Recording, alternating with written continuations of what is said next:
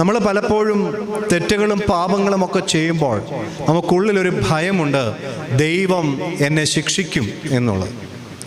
എന്നാൽ പ്രിയമുള്ളവരെ, നാം തെറ്റുകൾ ചെയ്യുമ്പോൾ, നമ്മുടെ ജീവിതത്തിൽ കുറവുകൾ സംഭവിച്ചുവെന്ന് നാം തിരിച്ചറിയുമ്പോൾ നമ്മെ ഭയപ്പെടുത്തേണ്ടുന്നത് ദൈവം എന്നെ ശിക്ഷിക്കും എന്നുള്ളതിനേക്കാൾ ഉപരി ദൈവത്തിൻ്റെ സ്നേഹത്തിൽ നിന്ന് ഞാൻ അകന്നുപോയല്ലോ എന്നുള്ള വേദനയായിരിക്കണം.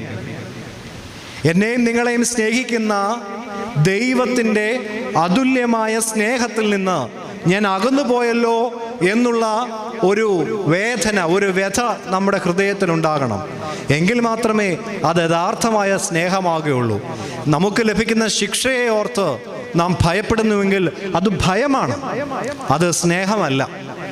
എന്നാൽ നമുക്ക് തീർച്ചയായിട്ടും ഭയം ഉണ്ടാകരുത് എന്നല്ല ഞാൻ പറഞ്ഞത്. മറിച്ച് നമുക്ക് ആദ്യം ഉണ്ടാകേണ്ടത് എൻ്റെ